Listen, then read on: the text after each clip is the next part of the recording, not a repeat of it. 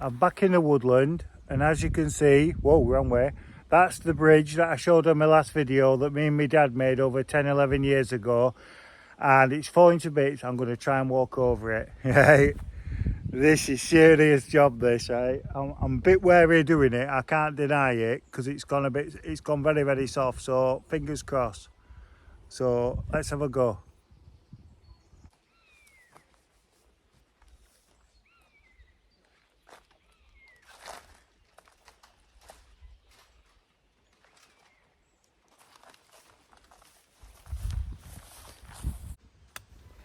I thought I would show a short panoramic view of the woodland, well, what's left of it.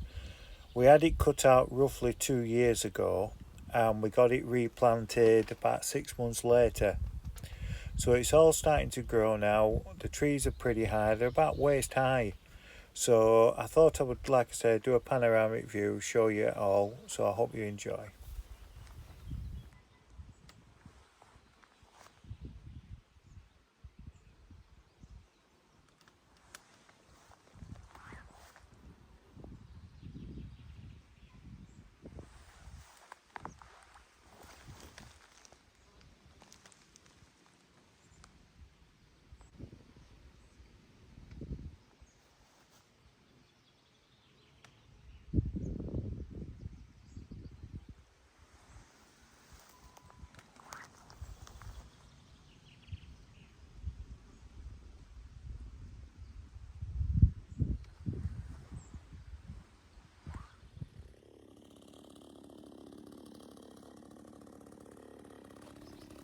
I can't believe that it's summer already, and it's time of the year where you cut the wood, try and get it to season out ready for the coming winter. Now this wood that's all stacked up here, we got this from our woodland when we had it cut out, like I say, 2 years ago, and it's been seasoning really well, stacked up. So now I'm cutting it, I'll take it back to the cabin, and I will be using the axe to split it, and the stuff that's a bit too difficult to chop with the axe, I'll be using the log splitter.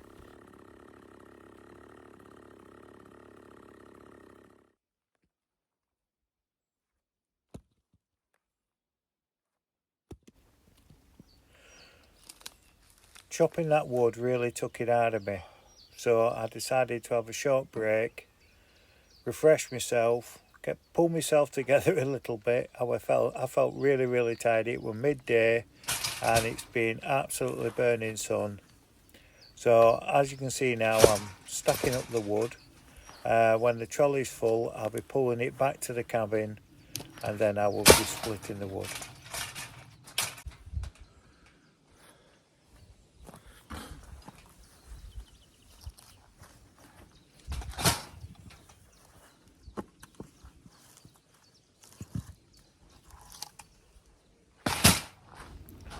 It feels like it's been a long day, starting the process of cutting the wood, stacking the wood in the trolley, a much needed break, and now it's time to split the wood. It's the final part, obviously, of the wood before it's ready for the fire, and it feels very rewarding at the end of it when you split it and it's all ready, and then I can put it in the range cooker and cook a meal, and keeps us lovely and warm. So all that's left is to go for a walk in the woodland. I must admit, I feel so tired. I feel really shattered with today.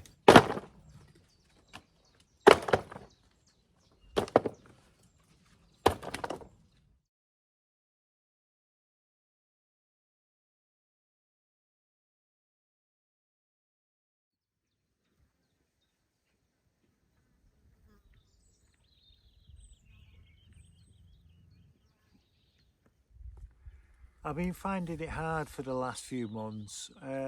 As you know, I got COVID, and I never seem to have got right since I've had the COVID, to be honest. I know a lot of people say, oh, there's no such thing as COVID, it's a conspiracy.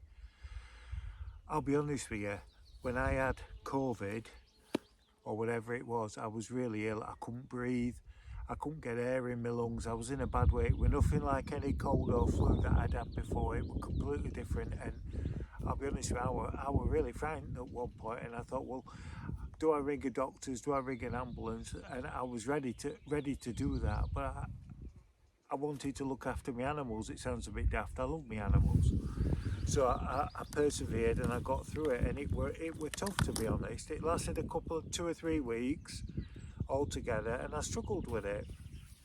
But since then, I've not been so good. My mental health has been playing up, and then I've been having problems with other things, my leg, my foot. The list is endless with the problems I've been having.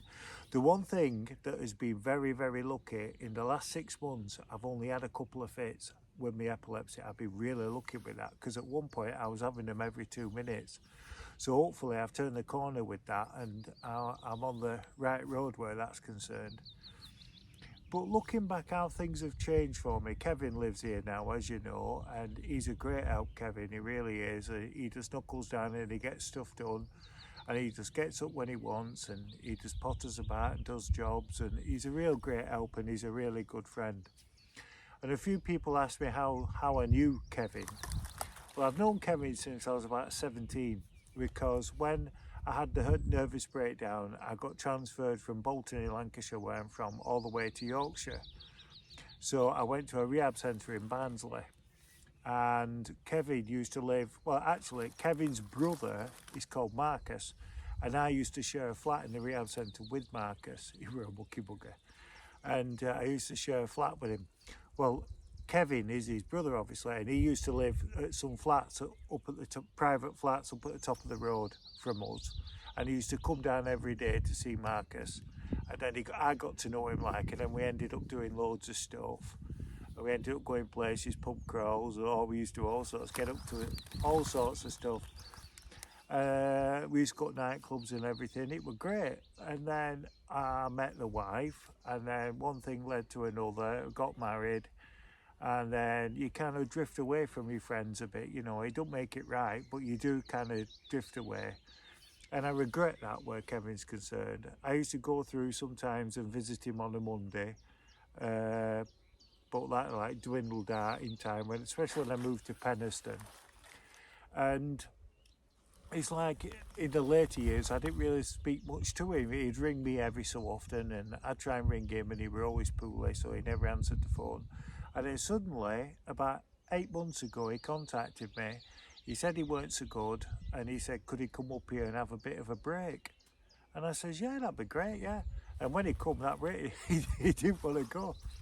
So he's moved in here, obviously, with me in the cabin. He's got the bedroom in the cabin that I built for myself, and I sleep in the living room, well, in the middle room, because we have a living room down at the bottom, and then we have a middle room. And on the middle room, I've got a corner settee, so it turns into a double bed. So I sleep on that.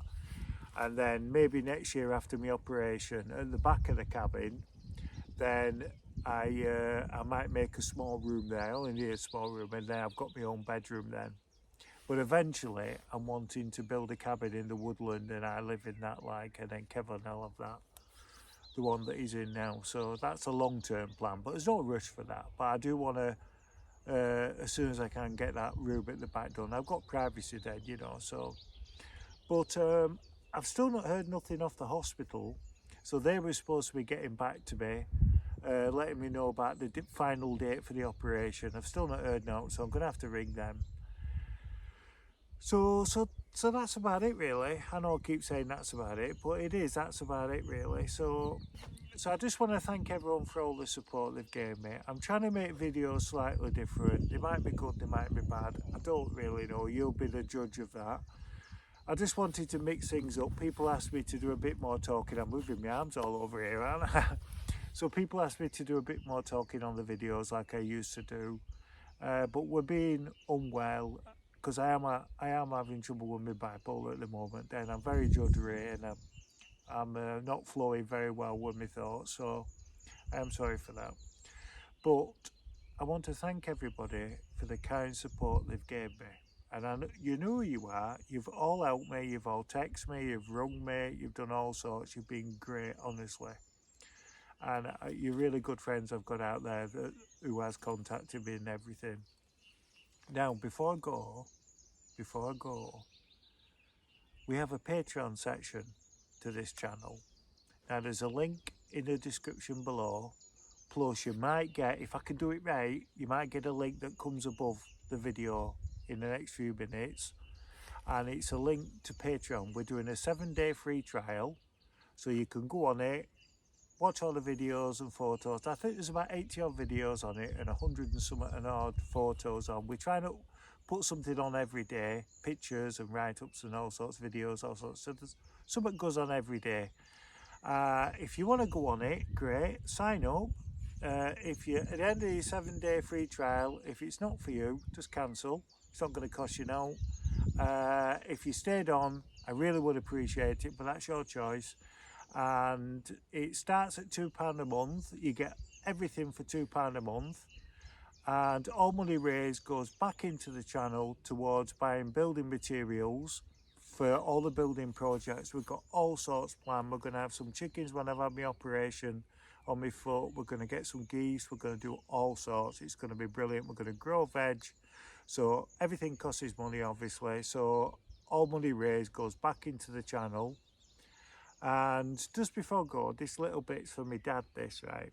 And my dad keeps asking me, have the trees grown that got planted, right? Now, hopefully behind me, you'll see the tree over there. So they are starting to come up pretty high, actually. They've only been in 2 years, and they've come up really high. They're all everywhere. You can see them all in the background. So if my dad's watching, he can judge by the height of me how tall the trees are. So he'd be there measuring, knowing my dad. So, but like I say, and also Father's Day is coming up, so big Father's Day to my dad. I love my dad to bits. He knows I love him to bits. He's a pudding, my dad, but I love him. Nah, I'm only kidding. He's great, my dad. So he's done a lot for me. He's really helped me in life, and he's done a lot. And I just want to say thanks. I love you, Dad. So listen, I will see you all next week back down at the cabin. And remember, don't ever forget, dinky-doo.